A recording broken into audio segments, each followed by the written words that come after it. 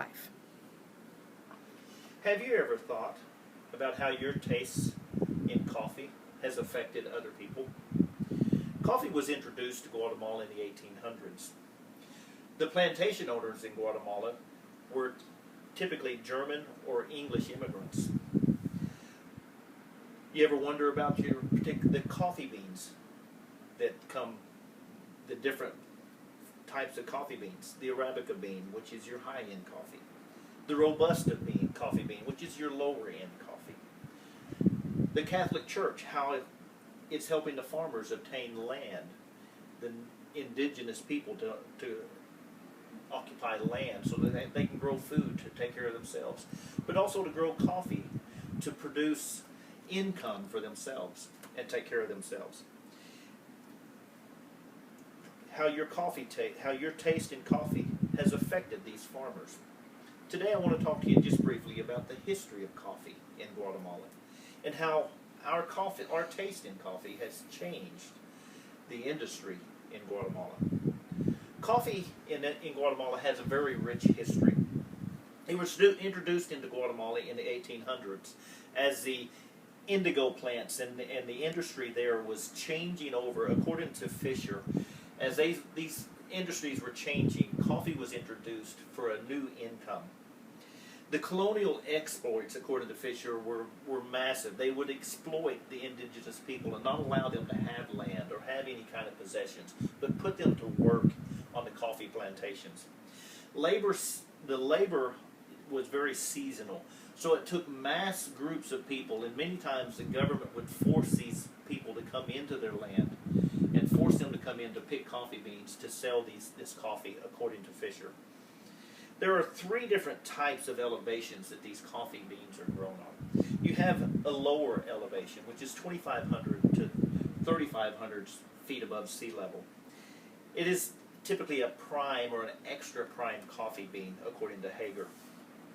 The next level comes around the 3,600 to 4,600 feet above sea level, which is a semi-hard bean or a hard bean coffee. This is an Arabica bean, which has a better flavor. And then the next level is the 4,600 on up to 6,500 feet above sea level, according to Hagar and Fisher in 2013 and 2014. These coffee beans are your gourmet coffee. The coffee that we're starting to see prosper across the country and around the world.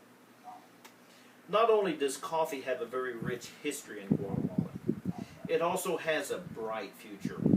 The shift of coffee taste has affected many, many people. Our taste has not only changed the coffee bean and the coffee industry, but it's also changed where coffee is grown. In the lower elevations, they started clearing trees to have more plants to produce more coffee. But this coffee, because there is no shade, didn't produce a very acidic coffee, a very flavorful coffee. These coffees were used as a Robusta coffee, and these coffees were used as filler or as a freeze-dried coffee.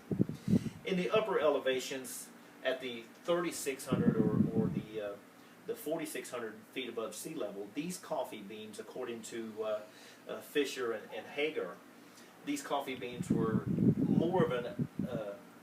more flavorful because they had semi-shade to shade these coffee bean trees, and it had some acid to it. The upper level, the 4,600 to 6,500 feet above sea level, these coffee beans were very well shaded. They were in the jungle area. These coffee beans produced a higher acidic, and these are your Arabica bean coffees. These are the or strictly hard bean coffees, or the SHBs as they call them in the industry. These coffee beans would produce a higher acid and would more flavorful for your gourmet.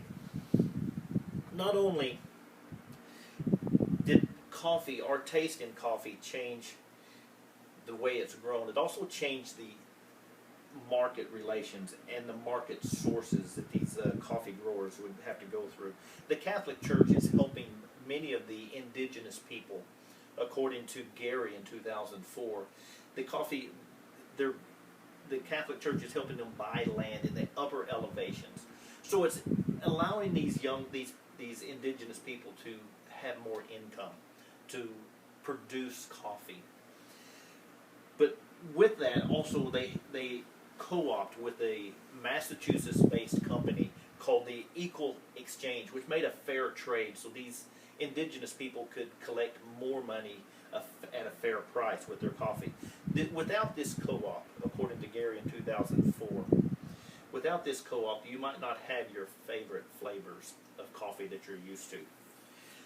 Our taste buds have changed the way coffee is grown, and it has affected many people. We have looked at coffee in a full circle. We've looked at the history of coffee, where it started, where it originated, and where it's going, how it's affected the small farmer and these indigenous people to grow coffee. Coffee has a large impact on a very small country, and we've watched how Guatemala has changed. So the next time you pick up your favorite blend of coffee, think about that farmer on the side of the hill picking your coffee bean so you have your favorite blend.